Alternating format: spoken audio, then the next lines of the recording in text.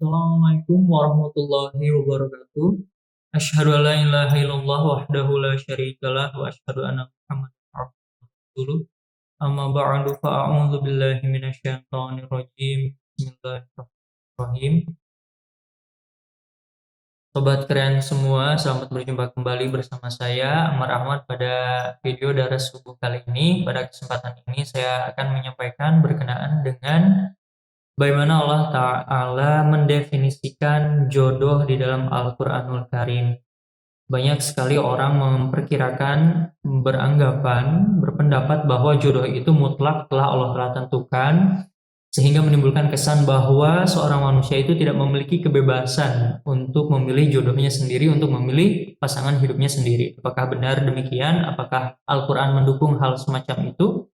Kemudian banyak orang yang beranggapan bahwa jodoh adalah seseorang yang senantiasa setia kepada kita, kemudian memiliki perasaan yang senantiasa sama, atau orang yang sangat mengerti dengan kita, hidup sampai maut memisahkan kita. Itulah definisi jodoh. Kemudian kalau ada seseorang yang memiliki pasangan yang ternyata tidak cocok dan lalu cerai, mereka beranggapan bahwa itu bukan jodoh dia. Banyaklah orang-orang berpendapat, masyarakat berpendapat bagaimana definisi jodoh dalam benak mereka masing-masing.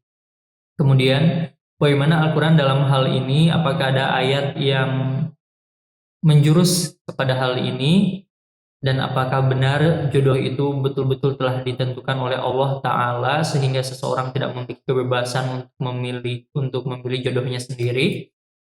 Kita dapati bimbingan Allah Ta'ala tertera di dalam surah An-Nur ayat 26. Di dalam surah An-Nur ayat 26 Allah Ta'ala berfirman, A'udzu billahi minasyaitonir rajim. Bismillahirrahmanirrahim. Al-khabithatu lil khabithina wal khabithuna lil khabithat. Wat-thayyibatu lit-thayyibina wat-thayyibuna lit-thayyibat. Yang artinya ialah perempuan-perempuan yang keji untuk laki-laki yang keji, dan laki-laki yang keji untuk perempuan-perempuan yang keji. Sedangkan perempuan-perempuan yang baik untuk laki-laki yang baik, dan laki-laki yang baik untuk perempuan-perempuan yang baik. Berdasarkan ayat ini ada segolongan orang yang beranggapan bahwa pasti kalau kita menjadi pribadi yang baik, sudah menjadi kepastian akan memiliki istri yang baik. Bahkan pada saat kita memilih pasangan kita untuk dinikahi, itu pasti tergantung dengan diri kitanya. Maksudnya kalau kita baik, pasti kita memilih orang yang baik pula. Dan seseorang yang katakanlah keji atau berakhlak buruk, pasti jodoh dia, pasti pasangan dia juga akan berakhlak serupa, akan berakhlak buruk. Orang beranggapan bahwa melalui ayat ini timbul rumus seperti itu. Namun bila kita lihat sejarah dan pada kenyataannya, ada banyak kasus itu tidak demikian. Banyak orang yang memiliki sikap yang baik dan berkepribadian yang baik, memiliki pasangan hidup yang ternyata berakhlak buruk dan tidak baik. Contohnya ialah umat Islam pasti mengetahui sejarah Nabi Lut alaihissalam, bagaimana ternyata istri beliau justru adalah orang yang tidak setia dan tidak menuruti perintah Allah Ta'ala, sehingga tertinggal di belakang dan mendapatkan hukuman dari Allah Ta'ala sama dengan kaumnya saat itu.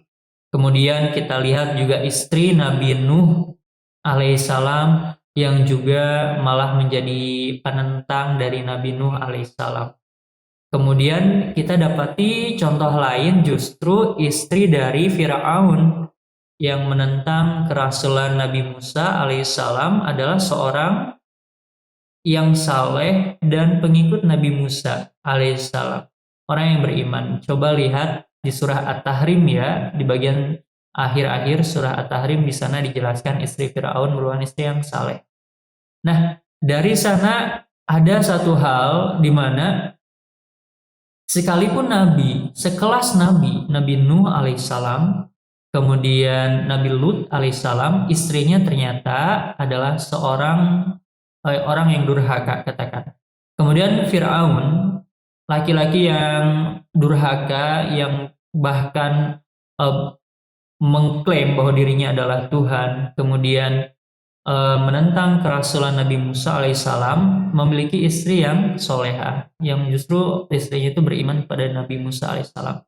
Alhasil, rumus dan pendapat yang mengatakan melalui ayat An-Nur ayat 26, perempuan baik untuk laki-laki baik, laki-laki baik untuk perempuan baik, wanita keji untuk laki-laki keji, kemudian laki-laki keji untuk wanita keji, dan dari sana kemudian orang berpendapat pasti orang baik ketemu orang baik, yang jahat pasti ketemu orang jahat, itu gugur.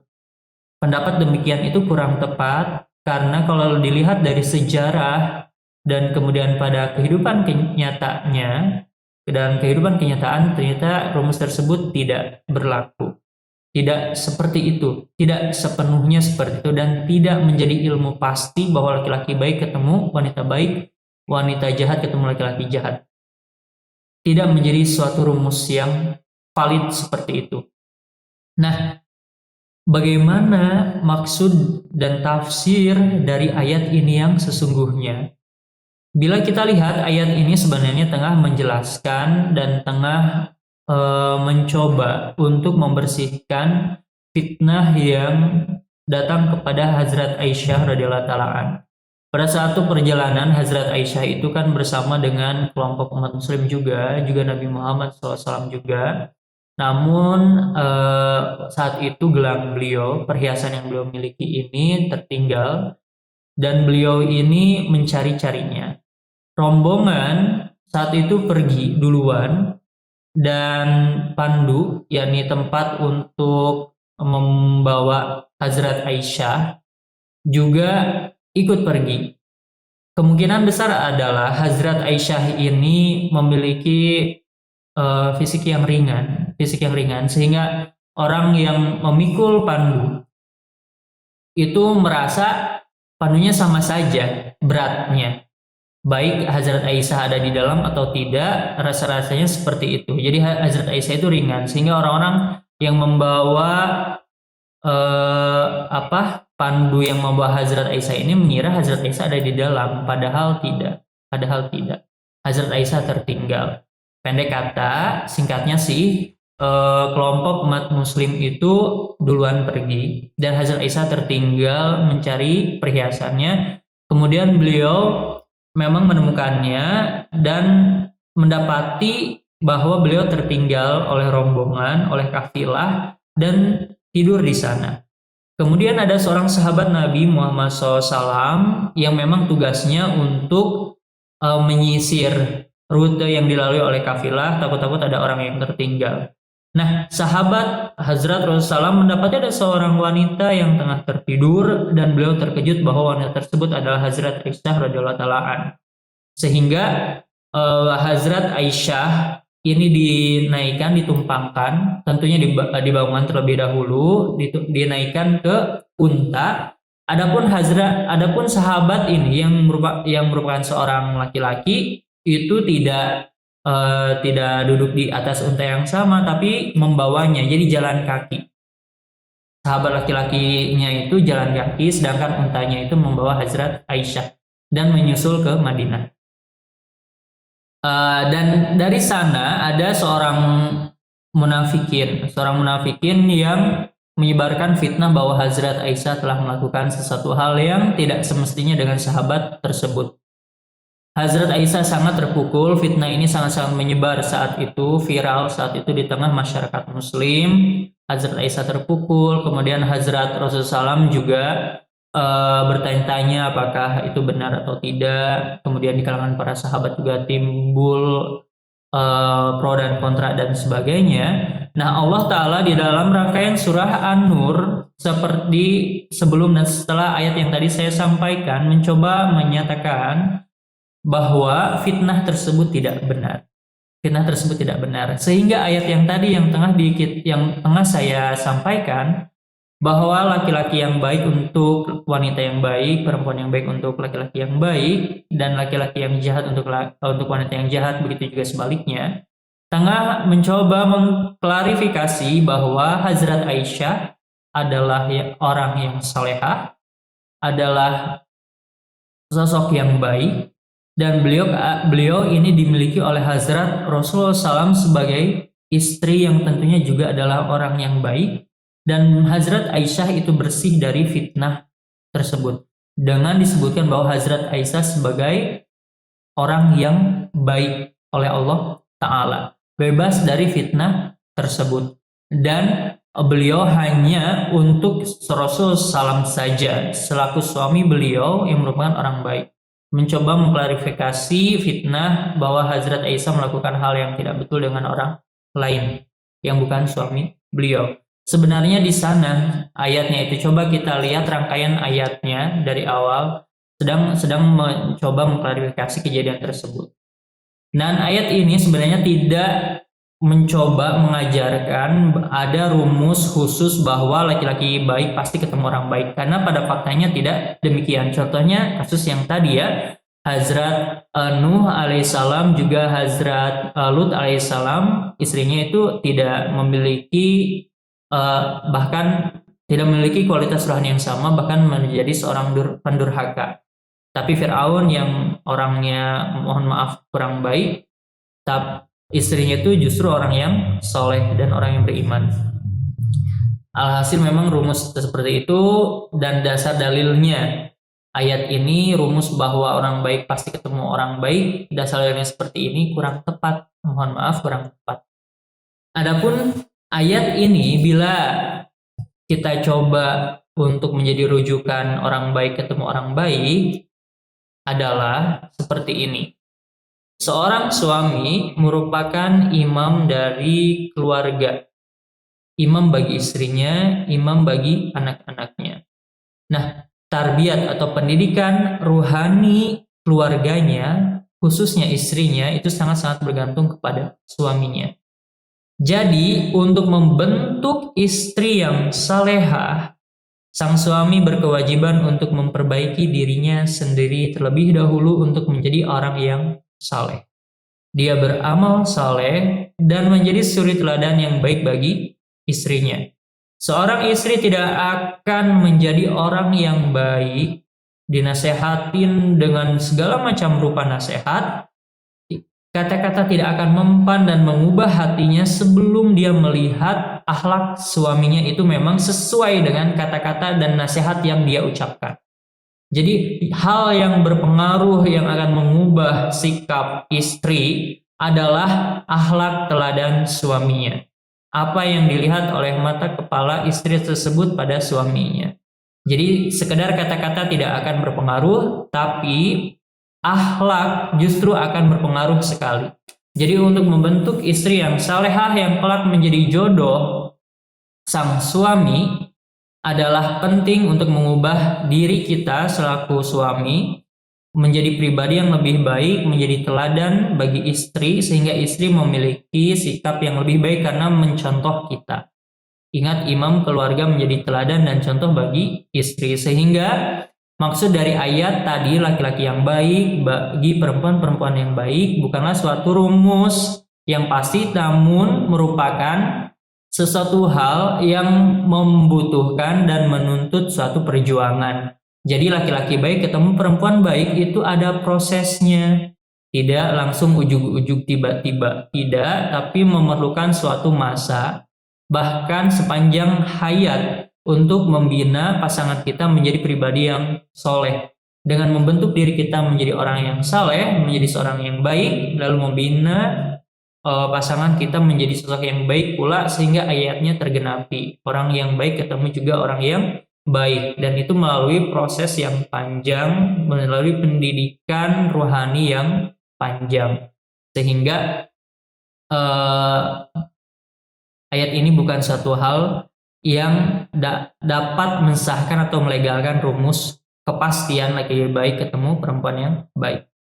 Kemudian apakah jodoh itu telah ditentukan oleh Allah Ta'ala secara langsung dan kita tidak perlu usaha atau tidak melibatkan usaha kita? Betul bahwa segala sesuatu itu telah Allah Ta'ala tetapkan termasuk dalam hal jodoh. Namun mengatakan bahwa itu murni kehendak Tuhan sehingga tidak ada kebebasan di dalam diri kita dalam hal memilih pasangan, itu tidak benar juga. Sedikit banyak manusia ini memiliki andil dalam menentukan jodohnya itu siapa atau menentukan pasangan hidupnya itu siapa. Banyak ayat di dalam Al-Quranul Karim yang menunjukkan bahwa manusia itu memiliki semacam kebebasan. Contohnya di dalam surah Al-Isra, di mana Allah Ta'ala berfirman, wa alaisa lil insani illa masa'a. Tiada seorang manusia itu memperoleh apapun kecuali apa yang dia usahakan. Kemudian di dalam ayat terakhir surah Al-Baqarah, laha ma kasabat wa 'alaiha ma kasabat. Jadi baginya lah apa yang dia usahakan dan atasnya lah apa yang dia upayakan. Jadi kita menemukan apa yang kita upayakan, termasuk dalam hal jodoh. Alhasil sebenarnya kita memiliki kebebasan, kita bisa berusaha untuk memiliki jodoh yang baik, jodoh yang memiliki rohani yang baik, dalam sisinya agama yang baik, bila kita memang berusaha mencari kriterianya yang memang seperti itu. Jadi akan sangat-sangat keliru bila memiliki pandangan kalau ada seseorang yang memiliki pasangan hidup yang mohon maaf kurang baik, tidak rajin ibadah, kemudian akhlaknya buruk, lalu menghakimi bahwa itu takdir Tuhan. Takdirnya menemukan wanita semacam itu. Ada wanita yang kita memiliki suami yang tukang selingkuh, suami yang suka melakukan KDRT, lalu kita memandang wanita tersebut, lalu kita beranggapan bahwa takdir wanita itu memang demikian. Itu adalah kehendak ilahi bahwa wanita tersebut memiliki suami yang buruk. Itu tidak benar. Tidak benar. Karena kenapa?